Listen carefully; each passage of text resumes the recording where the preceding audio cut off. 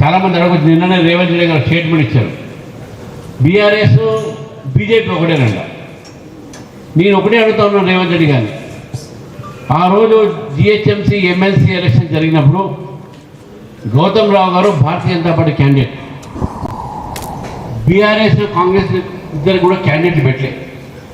ఆ ఇద్దరు కూడా ఎంఐఎం సపోర్ట్ ఇద్దరు సపోర్ట్ చేశారు. ఒక్క ఓటు కూడా మిస్ కాకుండా, క్రాస్ ఓటింగ్ కాకుండా ఈ రెండు పార్టీలు కూడా ఆ రోజు ఎంఐఎం సపోర్ట్ చేశారు బీజేపీని ఓడించడానికి.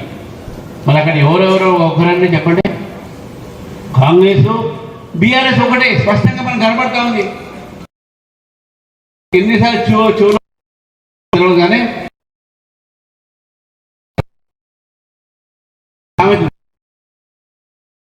some people sometimes, but we can't fool all the people all the time.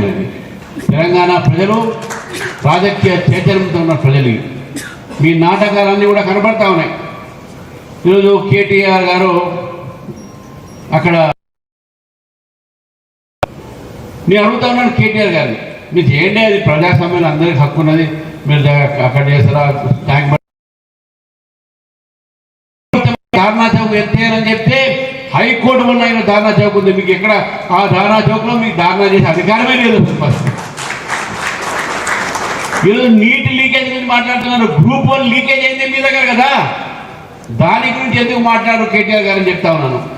అసలు మీకు ఆనైతిక హక్కు కూడా లేదు. మీకు విద్యార్థుల గురించి మాట్లాడే అసలే హక్కే లేదు. ఎందుకంటే మీ హయాంలో ఇంటర్మీడియట్ సంబంధించినటువంటి ఒక గందరగోళంలో ఆ రోజు 27 మంది విద్యార్థులు ఆత్మహత్య అయ్యారు, చేసుకున్నారు. ఆ చావు అన్నిటి కారణాలు మీరు, మీ ప్రభుత్వం అని చెప్పేసి కూడా తెలియజేస్తుంది. మీకు ఏం అధికారం ఉందని చెప్పేసి ఈరోజు దారుణ పెట్టారు. అసలు బీఆర్ఎస్ క్యాడర్ లేదు. అక్కడ పోయిన వాళ్ళందరూ ఎమ్మెల్సీ కాంగ్రెస్ ఒకటి, అది మనం గుర్తుపెట్టుకోవాలి. ఈరోజు బీఆర్ఎస్ చేస్తున్న ధారణ ఇందిరా పార్క్లో అక్కడ జనమంతా కూడా కాంగ్రెస్ జనం, రేవంత్ రెడ్డి కేటీఆర్ కలిసి డ్రామాలు ఆడుతూ ఉన్నారు మోదీ గారిని బద్నాం చేయడానికి. ఈ రెండు పార్టీలు కూడా మోదీకి వ్యతిరేకం, ఈ రెండు పార్టీలు కూడా బీజేపీకి వ్యతిరేకం. ఎప్పుడైనా సరే మోదీ గారి మీద బీజేపీ మీద ఏదైనా అంశాలు వస్తే ఈ రెండు పార్టీలు ఒకటే అవుతాయి. 1 నేషన్ 1 ఎలక్షన్స్ ఇద్దరు వ్యతిరేకిస్తా ఉన్నారు. ఉమెన్ రిజర్వేషన్ ఇద్దరు వ్యతిరేకిస్తా ఉన్నారు. డీలిమిటేషన్ ఇద్దరు వ్యతిరేకిస్తా ఉన్నారు. మరి ఇద్దరు ఇన్నిసార్లు కలిసారు ఎమ్మెల్సీ ఎలక్షన్ మీరు కలిసంటే అన్నింటిలో కలిసి చివరికి ఒక మాట చెప్తామని లేదు. ఈరోజు రేవంత్ రెడ్డి గారు కేటీఆర్ గారు ఇద్దరు ముసుగులో గుర్తాడు చేస్తున్నారు గ్లోబరీనా విషయంలో.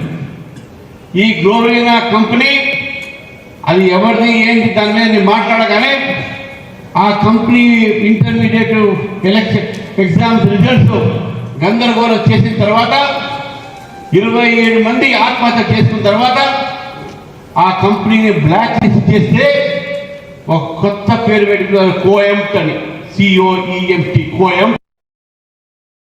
ఆ కోఎంట్ కంపెనీకు ఇదే గ్లోబల్ పేరు మార్చుకునే కోఎంట్కు కర్ణాటకలో ఉన్న కాంగ్రెస్ పార్టీ, మన కర్ణాటకలో ఉన్న కాంగ్రెస్ ప్రభుత్వం రేవంత్ రెడ్డి గారి సిఫారసులో వాళ్లకు కాంట్రాక్ట్ ఇచ్చారు అక్కడ ఎగ్జామినేషన్ రిజల్ట్స్ కోసం. అక్కడ ఎంట్రెన్స్ పెడుతున్నది కోఎంట్ కంపెనీ, గ్లోబల్ కంపెనీ. ఇది కాదని చెప్పండి ఇద్దరికి స్టేట్మెంట్ ఏమని చెప్పండి. గ్లోబల్ కంపెనీ అక్కడ బ్లాక్ లిస్ట్ అయిన తర్వాత వారు పేరు మార్చుకొని కర్ణాటక ప్రభుత్వం అదే కంపెనీకు ఎగ్జామినేషన్ సంబంధించినటువంటి ఒక పని ఇచ్చింది. ఇది వీళ్ళు వేసే నాటకాలు. తెలంగాణ ప్రజల్ని అమాయకం అనుకోకుండా ఇద్దరు చెప్తా ఉన్నాను నేను. ఇద్దరు మోసం చేస్తా ఉన్నారు. ఇంతకుముందు మిత్రుడు గణేష్ చెప్పాడు, విద్యార్థులకు 12,000 విద్యార్థులకు ఈ ప్రభుత్వం బకాయి ఉన్నది.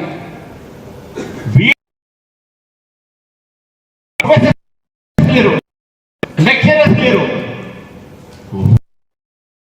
వ్యవస్థ గురించి మాట్లాడుతా ఉన్నారు. ఈరోజు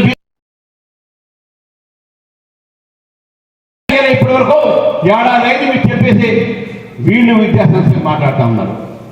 కాంగ్రెస్ పార్టీ, ఈ యొక్క బీఆర్ఎస్ పార్టీ తెలంగాణలో విద్యా వ్యవస్థని ధ్వంసం చేశారు. బస్సు పట్టించారు.